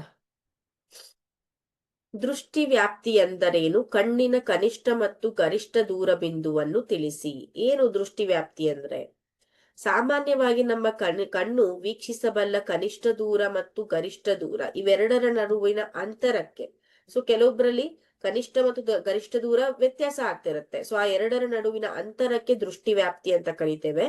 ಸೊ ಕನಿಷ್ಠ ದೂರ ಏನದು 25 ಸೆಂಟಿಮೀಟರ್ ಆದ್ರೆ ಗರಿಷ್ಠ ಅನಂತ ದೂರ. ಟಿಂಡಲ್ ಪರಿಣಾಮ ಎಂದರೇನು? ಬೆಳಕಿನ ಚದುರುವಿಕೆ, ಕಲೀಲಗಳ ಮೂಲಕ ಆಗುವ ಬೆಳಕಿನ ಚದುರುವಿಕೆ. ಆಮೇಲೆ ರೋಹಿತ ಎಂದರೇನು? ನೈಸರ್ಗಿಕ ರೋಹಿತಕ್ಕೆ ಉದಾಹರಣೆ ಕೊಡಿ. ಸೊ ನೈಸರ್ಗಿಕ ರೋಹಿತಕ್ಕೆ ಉದಾಹರಣೆ ಯಾವುದು? ಇಲ್ಲಿ ಕಾಮನಬಿಲ್ಲು. ಹೌದಾ? ನೆಕ್ಸ್ಟ್, ರೋಹಿತ ಎಂದರೇನು? ಇದನ್ನ ಯಾವ ರೀತಿ ವ್ಯಾಖ್ಯಾನಿಸ್ತೇವೆ ಅಂದ್ರೆ, ಬೆಳಕಿನ ಬಣ್ಣಗಳ ಪಟ್ಟಿಯನ್ನ ನಾವು ರೋಹಿತ ಅಂತ ಕರಿತೇವೆ. ಇನ್ನು ಬೆಳಕಿನ ವಿಭಜನೆ ಎಂದರೇನು? ಬಿಳಿಯ ಬೆಳಕಿನ ವಿಭಜನೆಯಿಂದ ಉಂಟಾಗುವ ಬಣ್ಣಗಳನ್ನು ವಿವರಿಸಿ ಅಂತ ಹೇಳಿದ್ದಾರೆ. ಸೊ ಬಿಳಿಯ ಬೆಳಕನ್ನು ಅಶ್ರಗದ ಮೂಲಕ, ಅಂದ್ರೆ ನಾವು ಪ್ರಿಸಮ್ ಅಂತ ಏನ್ ಕರಿತೇವೆ, ಹಾಯಿಸಿದಾಗ ಅದು ವಕ್ರೀಭವನಗೊಂಡು 7 ಬಣ್ಣಗಳ ಪಟ್ಟಿಯನ್ನ ಕೊಡತ್ತೆ. ಅದು ವಿಬ್ಗ್ಯಾರ್ ಅಂತ. ವಿವಿಧ ಬಣ್ಣಗಳು ಬೇರೆ ಬೇರೆ ತರಂಗ ದೂರವನ್ನ ಹೊಂದಿದ್ದು ವಕ್ರೀಭವನ ಕ್ರಿಯೆಯಲ್ಲಿ ಪ್ರತಿ ಬಣ್ಣ ತನ್ನದೇ ಆದ ಕೋನದಿಂದ ಇರತ್ತೆ. ಇದು ನ್ಯೂಟನ್ ರವರ ಪ್ರಯೋಗ. ವಕ್ರೀಭವನ ಕ್ರಿಯೆದು ನ್ಯೂಟನ್ ರವರ ಪ್ರಯೋಗ. ಓಕೆ, ಡೈಗ್ರಾಮ್ ನೆನಪಲ್ಲಿ ಇಟ್ಕೊಳ್ಳಿ, ಇಂಪಾರ್ಟೆಂಟ್. ನೆಕ್ಸ್ಟ್ ಕ್ವಶನ್, ಕಾಮನಬಿಲ್ಲು ಉಂಟಾಗುವ ಕ್ರಿಯೆಯನ್ನು ವಿವರಿಸಿ ಅಂತ ಇದೆ. ಸೊ ಇಲ್ಲಿ ನೋಡಿ, ಸೂರ್ಯನ ಎದುರಿನಲ್ಲಿ, ಹೌದಾ, ಸಣ್ಣ ನೀರಿನ ಹನಿಗಳು ಮಳೆಯಿಂದ ಉಂಟಾದಾಗ ಸಣ್ಣ ನೀರಿನ ಹನಿಗಳು ಏನ್ ಮಾಡ್ತವೆ, ಅವು ಪಟಿಕದಂತೆ ಏನಾಗ್ತವೆ, ವರ್ತಿಸ್ತವೆ. ಸೂರ್ಯನ ಬೆಳಕು ನೀರಿನ ಹನಿಯ ಪ್ರವೇಶಿಸಿದಾಗ ವಕ್ರೀಭವನ ಹೊಂದಿ, ಅಂತರ್ ಪ್ರತಿಫಲನ ಮತ್ತು ವಕ್ರೀಭವನ ಹೊಂದಿ ಬೆಳಕಿನ ವಿಭಜನೆಯನ್ನು ಉಂಟು ಮಾಡುತ್ತದೆ. ಸೊ ಬೆಳಕಿನ ವರ್ಣ ವಿಭಜನೆ ಆಂತರಿಕ ಪ್ರತಿಫಲನದಿಂದ ವಿವಿಧ ಬಣ್ಣಗಳ ರೋಹಿತವಾಗಿ ಉಂಟಾಗತ್ತೆ. ಸೊ ಈ ರೀತಿಯಾಗಿ ಏನಾಗತ್ತೆ, ಕಾಮನಬಿಲ್ಲು ವಾಯುಮಂಡಲದಲ್ಲಿ ಕಾಣಿಸ್ಕೊಳ್ಳುತ್ತೆ. ನಕ್ಷತ್ರಗಳು ಮಿನುಗುತ್ತವೆ ಏಕೆ? Compulsory question. ಸೊ ನಕ್ಷತ್ರಗಳಿಂದ ಬರುವ ಬೆಳಕಿನ ಕಿರಣಗಳು ವಾಯುಮಂಡಲದಲ್ಲಿ ಅನೇಕ ಬಾರಿ ವಕ್ರೀಭವನದಿಂದ ಬಾಗುತ್ತದೆ, ಅಂದ್ರೆ ಲಂಬದ ಕಡೆ ಬಾಗುತ್ತದೆ. ಸೊ ಇದರಿಂದ ನಮಗೆ ನಕ್ಷತ್ರ ಬೇರೆ ತೋರಿಕೆಯ ರೂಪದಲ್ಲಿ ಕಾಣಿಸುತ್ತೆ. ವಾಸ್ತವಕ್ಕಿಂತ ಶೀಘ್ರ ಸೂರ್ಯೋದಯ ಮತ್ತು ವಿಳಂಬ ಸೂರ್ಯಾಸ್ತ ಉಂಟಾಗತ್ತೆ, ಇದು ಕೂಡ ವಕ್ರೀಭವನದಿಂದ. ನೆಕ್ಸ್ಟ್, ಆಕಾಶದ ಬಣ್ಣ ನೀಲಿ ಆಗತ್ತೆ, ಇದು ನೀಲಿ ಬಣ್ಣ ಚದುರುವಿಕೆಯಿಂದ. ಸೊ ಇಲ್ಲಿ ನೋಡಿ, ವಾಯುಮಂಡಲದಲ್ಲಿನ ಗಾಳಿಯ ಅಣುಗಳು ಮತ್ತು ಸಣ್ಣ ಕಣಗಳು ಗೋಚರ ಬೆಳಕು ಅಂದ್ರೆ ವಿಸಿಬಲ್ ಲೈಟ್ ಅಂತ ಹೇಳ್ತೇವೆ ತರಾಂಗಾಂತರಕ್ಕಿಂತ ಸಣ್ಣದಾದ ಕಡಿಮೆ ತರಂಗಾಂತರ ಉಳ್ಳ, ಈ ನೀಲಿ ಬಣ್ಣದು ಏನಾಗಿದೆ, ಕಡಿಮೆ ತರಂಗಾಂತರ ಉಳ್ಳ ಒಂದು ಬಣ್ಣವಾಗಿದೆ. ಸೊ ಯಾವ ಬಣ್ಣದ್ದು ಕಡಿಮೆ ತರಂಗಾಂತರ ಇರುತ್ತೋ ಆ ಬಣ್ಣ ಹೆಚ್ಚು ಚದುರುವಿಕೆಯನ್ನ ಹೊಂದತ್ತೆ. ಸೂರ್ಯೋದಯ ಮತ್ತು ಸೂರ್ಯಾಸ್ತದ ಸಮಯದಲ್ಲಿ ಸೂರ್ಯನ ಬಣ್ಣ ಕೆಂಪಾಗಿ ಕಾಣುತ್ತದೆ. ಯಾಕೆ ಅಂತ ಅಂದ್ರೆ, ಹೆಚ್ಚು ದೂರ ಹಾದು ಹೋಗಿರುವುದರಿಂದ ಹೆಚ್ಚು ತರಂಗಾಂತರ ಉಳ್ಳ ಕೆಂಪು ಬಣ್ಣವು ಚದುರುವಿಕೆ ಆಗತ್ತೆ. ಹೆಚ್ಚು ದೂರ ಅಂದ್ರೆ ಸೂರ್ಯನಿಂದ ಬರುವ ಬೆಳಕು ವಾಯುಮಂಡಲದಲ್ಲಿ ಹೆಚ್ಚು ದೂರ ಚಲಿಸತ್ತೆ, ಹೆಚ್ಚು ದೂರ ಹಾದು ಹೋಗತ್ತೆ. ಸೊ ಇದರಿಂದ ಕೆಂಪು ಬಣ್ಣ ಏನಿದೆ, ಕೆಂಪು ಬಣ್ಣ ಅತ್ಯಂತ ಅಂದ್ರೆ ಹೆಚ್ಚಿನ ತರಂಗಾಂತರ ಉಳ್ಳ ಒಂದು ಬಣ್ಣ. ಸೊ ಇದು ಹೆಚ್ಚಿಗೆ ಚದರತ್ತೆ. ನೆಕ್ಸ್ಟ್, ಹೈಪರ್ ಮೆಟ್ರೋಪಿಯಾ ಅಥವಾ ದೂರದೃಷ್ಟಿ ದೋಷ ಎಂದರೇನು? ಅದು ಉಂಟಾಗಲು ಕಾರಣವನ್ನು ತಿಳಿಸಿ, ಈ ದೋಷಕ್ಕೆ ಪರಿಹಾರ ಕೊಡಿ ಮತ್ತು ರೇಖಾಚಿತ್ರದೊಂದಿಗೆ ತಿಳಿಸಿ. ವೆರಿ ವೆರಿ ಇಂಪಾರ್ಟೆಂಟ್ ಕ್ವಶನ್ ಇದು. ಇದು ಹೈಪರ್ ಮೆಟ್ರೋಪಿಯಾ ಕೇಳ್ಬೋದು, ಮಯೋಪಿಯಾ ಕೇಳ್ಬೋದು, ಯಾವ ರೀತಿ ಆದ್ರೂ ಕೇಳ್ಬೋದು. ಸೊ ದೂರದೃಷ್ಟಿ ದೋಷ ಅಂದ್ರೆ ದೂರದ ವಸ್ತು ಸರಿಯಾಗಿ ಕಾಣಿಸುತ್ತೆ, ಸಮೀಪದ ವಸ್ತು ಸರಿಯಾಗಿ ಕಾಣಿಸೋದಿಲ್ಲ. ಯಾಕೆ ಅಂದ್ರೆ ಇಲ್ಲಿ ಪ್ರತಿಬಿಂಬ ಅಕ್ಷಿಪಟಲದ ಮೇಲೆ ಸೃಷ್ಟಿಯಾಗೋ ಬದಲು ಅಥವಾ ಉಂಟಾಗೋ ಬದಲು ಅಕ್ಷಿಪಟಲದ ನಂತರ, ರೆಟಿನಾದ ನಂತರ ಏನಾಗತ್ತೆ, ಉಂಟಾಗತ್ತೆ. ಆದ್ರಿಂದ ಇಲ್ಲಿ ದೂರದೃಷ್ಟಿ ದೋಷ ಕಾಣಿಸ್ಕೊಳತ್ತೆ. ಸೊ ಇದಕ್ಕೆ ಕಾರಣ ಅಂದ್ರೆ ಸಣ್ಣ ಕಣ್ಣು ಗುಡ್ಡೆ ಆಗಿರಬಹುದು. ಅದೇ ರೀತಿ ನಮ್ಮ ಕಣ್ಣಿನ ಮಸೂರದ ಸಂಗಮ ದೂರ ಜಾಸ್ತಿ ಆಗಿರಬಹುದು. ಸೊ ಇದಕ್ಕೆ ನಾವು ಪೀನ ಮಸೂರವನ್ನ ಉಪಯೋಗಿಸಿ ಅದನ್ನ ಪರಿಹಾರವನ್ನ ತಿಳ್ಕೋಬಹುದು. ಸೊ ಈ ರೀತಿ ಮೊದಲಿಗೆ ಆ ಒಂದು ದೋಷದ ರೇಖಾಚಿತ್ರವನ್ನ ತೆಗೆಯಿರಿ. ಇಲ್ಲಿ ನೋಡಿ, ಇಲ್ಲಿ ಇಮೇಜ್ ಅಥವಾ ಪ್ರತಿಬಿಂಬ ರೆಟಿನಾದ ಆಚೆಗೆ ಫಾರ್ಮ್ ಆಗಿದೆ ಅಲ್ವಾ? ಸೊ ನಾರ್ಮಲ್ ಆಗಿ ಇಲ್ಲಿ ಫಾರ್ಮ್ ಆಗ್ಬೇಕು, ನಾರ್ಮಲ್ ಆಗಿ ಆಗೋದು ಇದು. ನೆಕ್ಸ್ಟ್, ಇಲ್ಲಿ ನಾವು ಪೀನ ಮಸೂರವನ್ನ ಇಟ್ಟಾಗ ಈ ರೀತಿ ಅಕ್ಷಿಪಟಲದ ಮೇಲೆ ಏನಾಗತ್ತೆ, ಇಮೇಜ್ ಫಾರ್ಮೇಶನ್ ಆಗತ್ತೆ. ಸೊ 3 ರೇಖಾಚಿತ್ರಗಳನ್ನ ಬಿಡಿಸ್ಬೇಕು. ಒಂದು ನಾರ್ಮಲ್ ಆಗಿ ಯಾವ ರೀತಿ ಆಗತ್ತೆ, ಇನ್ನೊಂದು ದೂರದೃಷ್ಟಿ ದೋಷ ಇದ್ದಾಗ ಯಾವ ರೀತಿ ಆಗತ್ತೆ, ಇನ್ನೊಂದು ಪರಿಹಾರವನ್ನ ಕೊಟ್ಟಾಗ ಯಾವ ರೀತಿ ಆಗತ್ತೆ. ಒಬ್ಬ ವಿದ್ಯಾರ್ಥಿಗೆ ಅವನಿಂದ ಸರಿಸುಮಾರು 3 ಮೀಟರ್ ದೂರದಲ್ಲಿರುವ ಕಪ್ಪು ಹಲಗೆಯ ಮೇಲೆ ಪದಗಳು ಸ್ಪಷ್ಟವಾಗಿ ನೋಡಲು ಸಾಧ್ಯವಾಗುತ್ತಿಲ್ಲ. ಅವನು ಯಾವ ವಿಧದ ದೃಷ್ಟಿ ದೋಷದಿಂದ ಬಳಲುತ್ತಿದ್ದಾನೆ? ಈ ಸಮಸ್ಯೆಗೆ ಕಾರಣ ಮತ್ತು ಪರಿಹಾರಗಳನ್ನು ಕೊಡಿ.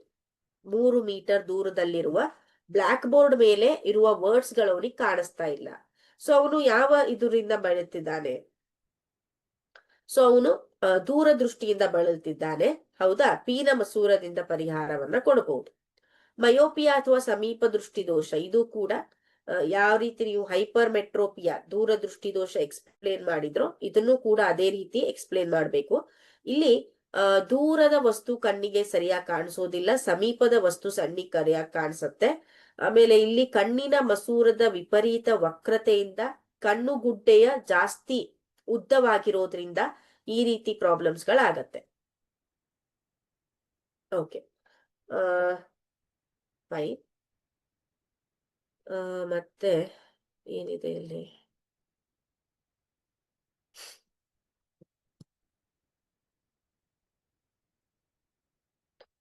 ಬೆಳಕು ವಿಭಜನೆ ಹೊಂದಲು ಕಾರಣ ಅಂತ ಇದೆ. ಇಲ್ಲಿ ವಿವಿಧ ಬಣ್ಣಗಳು ಬೇರೆ ಬೇರೆ ತರಂಗ ದೂರವನ್ನು ಹೊಂದಿರುವುದರಿಂದ ವಕ್ರೀಭವನ ಕ್ರಿಯೆಯಲ್ಲಿ ಪ್ರತಿ ಬಣ್ಣವು ತನ್ನದೇ ಆದ ಕೋನದಿಂದ ಬಾಗತ್ತೆ. ಇದರಿಂದ ಏನಾಗತ್ತೆ? ಬೆಳಕಿನ ವಿಭಜನೆ ಕಾಣಿಸುತ್ತೆ. ಓಕೆ, ಈ ಒಂದು ಸ್ಕ್ರೀನ್ ಶಾಟ್ ತಗೊಳ್ಳಿ ಇದರದ್ದು.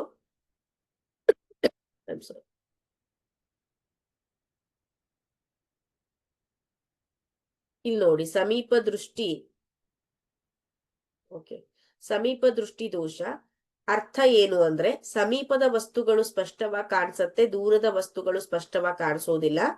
ಕಾರಣಗಳು ಕೊಟ್ಟಿದ್ದಾರೆ: ಕಣ್ಣಿನ ಮಸೂರದ ವಿಪರೀತ ವಕ್ರತೆ, ಕಣ್ಣುಗುಡ್ಡೆಯ ಸಹಜ ಸ್ಥಿತಿ, ಇನ್ನು ಸೂಕ್ತ ಸಾಮರ್ಥ್ಯದ ನಿಮ್ನ ಮಸೂರ. ಈ ರೀತಿ ಟೇಬಲ್ ಅನ್ನ ನಿಮ್ಮ ಬುಕ್ ಅಲ್ಲಿ ಹಾಕೊಂಡು ಅದರ ಪಕ್ಕನೆ ಡೈಗ್ರಾಮ್ಸ್ ಗಳನ್ನ, ಅಂದ್ರೆ ಆ ರೇಖಾಚಿತ್ರಗಳನ್ನ ಬಿಡಿಸಿ. ಸೊ ಅದೇ ರೀತಿ ದೂರದೃಷ್ಟಿ ದೋಷ ಇದೆ, ಪ್ರೆಸ್ ಬಯೋಪಿಯಾ. ಪ್ರೆಸ್ ಬಯೋಪಿಯಾ ಅಂದ್ರೆ ಏನು? ವಯಸ್ಸಾದಂತೆ ಕಣ್ಣಿನ ಹೊಂದಾಣಿಕೆ ಸಾಮರ್ಥ್ಯ ಕಡಿಮೆ ಆಗತ್ತೆ. ಸೊ ಅಲ್ಲಿ ದ್ವಿಸಂಗಮ ದೂರ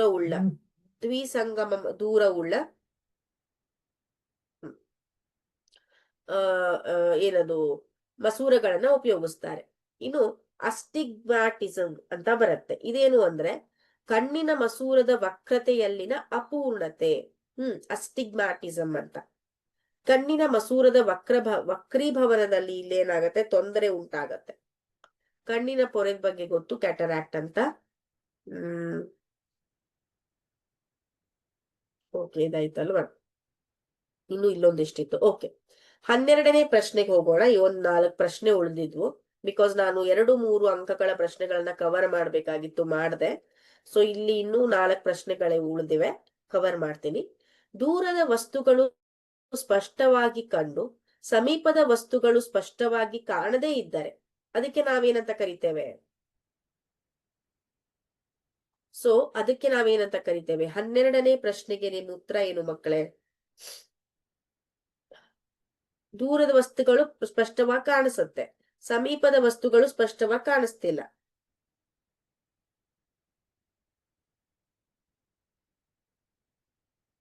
S,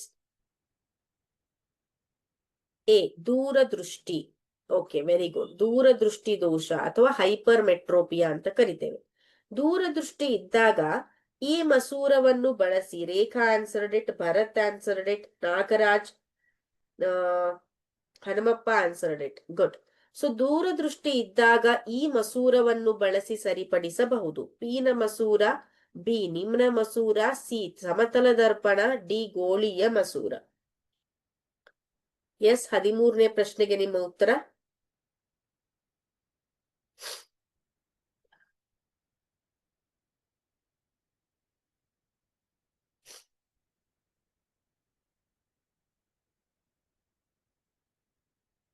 very good.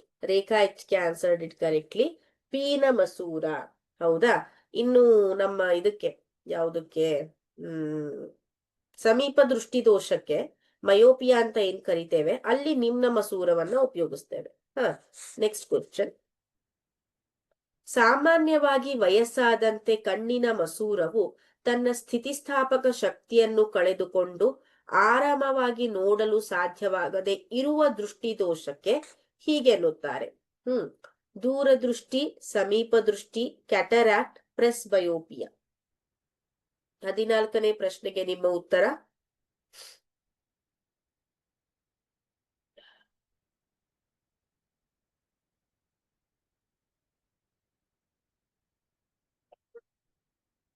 S,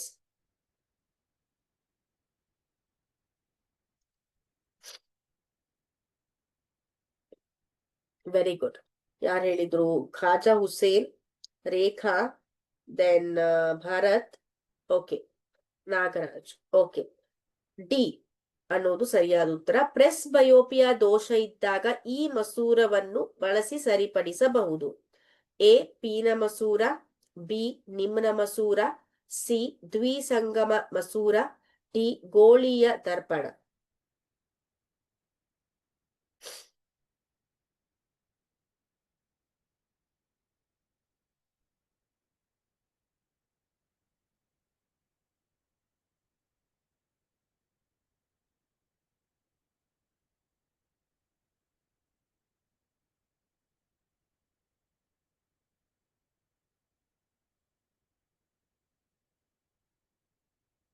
Very good.